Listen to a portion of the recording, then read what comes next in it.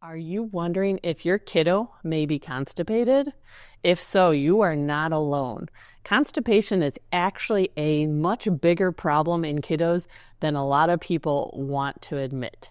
Today, I'm going to be going through the 12 signs that your kiddo may be constipated. My name is Dr. Brooke Kelsey. I am a pelvic physical therapist who is passionate about helping people optimize their pelvic health. And today, we're going to be talking about kids with constipation. First sign of constipation, extra large poops. We're talking those holy cow poops that fill the toilet. Second sign of constipation is firm poops. We don't want hard pellety poops. We want ice cream, soft serve, sort of mush, soft poops. Third sign is poop accidents. So kiddo stands up from sitting and poop pellet just comes out. Fourth sign that your kiddo's constipated, bedwetting or pee accidents. This one surprises a lot of people, but there is not a lot of room in our pelvic area, and that's where our bladder and our rectum are. And our rectum is where the poop gets stored until it goes out. And so if that rectum is filling up and is just full of a big ball of poop, the bladder's right in front of it, and the rectum's going to push on the bladder and limit its ability to fill and actually kind of irritate the bladder. It's almost, I like to describe it as the rectum acting like the annoying little brother and being like, I'm not touching you, I'm not touching you. And it's annoying the bladder and putting pressure on it. And that bladder, one, is not able to fill as well, but two, because it's irritated, it might want to empty more regularly or more quickly. And so we can end up with bedwetting or daytime accidents of bladder leakage because the constipation, the fecal matter in the bowels is simply pushing on the bladder and irritating it. Fifth sign that your kiddo may be constipated is frequent or recurrent UTIs. So especially if we've got some fecal seepage or some skid marks, anything like that happening, the bacteria, overflow bacteria from the poop can end up getting its way up the urinary tract and into the bladder, and this can cause a bladder infection or a urinary tract infection. Another bladder sign of constipation, so this is our sixth sign of constipation, is frequent urges to go or frequent peeing. So the kiddo just went to the bathroom 15-20 minutes ago and they're feeling the need to go again. This again relates to that bladder not having room to completely fill because the rectum full of poop is pushing on it. And this can lead the kiddo to feeling like they've got to go to the bathroom even when they've just gone.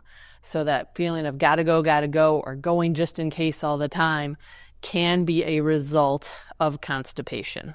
The seventh sign that your kiddo might be constipated is one that actually most parents look for and oftentimes erroneously look at as the only sign that their kid is constipated or not. So if your kid is not pooping every day, that is a sign of constipation, but it is by no means the only sign of constipation. So that should be looked at in conditionally with other issues or potential signs of constipation, not simply by itself.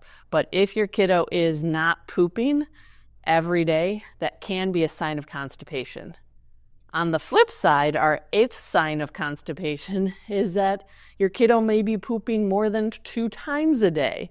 And especially if it's kind of really soft sort of mush, or that they might not be evacuating fully when they sit down to poop because they have a big ball of poop stuck in their rectum, especially if this has been going on chronically and they're just not able to get it all out. And so they're feeling like they need to poop again and again throughout the day to try and get their bowels to evacuate fully. Because when we have a big ball of poop in the rectum, it stretches that rectum out and we just don't have good tone to then kind of help to send the poop down and get it to evacuate all the way out. Sign number 9 that your kiddo's constipated, they're complaining about belly pain.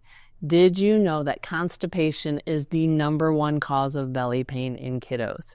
So just because a kiddo's complaining about a tummy ache doesn't mean that they ate something sour, that it could mean that they are constipated and everything is backed up. 10th sign of constipation is that you're seeing skid marks on your kiddo's underwear, or they're complaining about the anus and everything down there being itchy.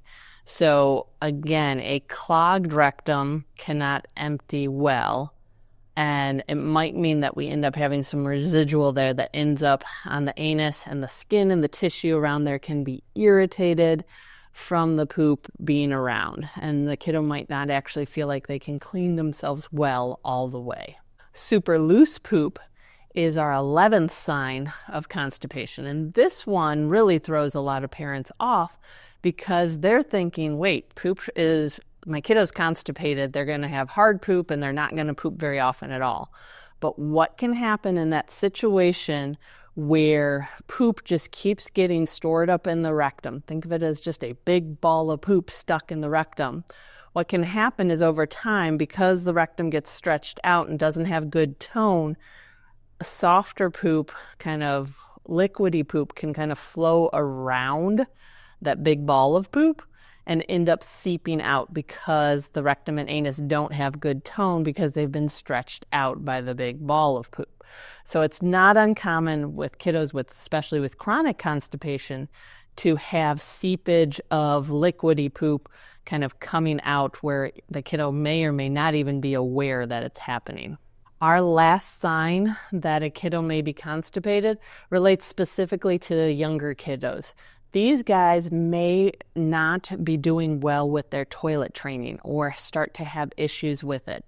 The constipation can make it difficult for them to know when they need to go or feel like they're emptying all the way. And so oftentimes these guys have a hard time with toilet training, and they may be those same kiddos who go and hide and kind of poop in their underwear or poop in their diapers. So if this is a habit that you're noticing in your kiddos, this again may be a sign of constipation. Now that we've gone through the 12 signs that your kid may be constipated, you may be wondering what to do, especially if you are identifying several of these signs sounding like they apply to your kid. One of my favorite resources is Dr. Stephen Hodges' website called bedwettingandaccidents.com.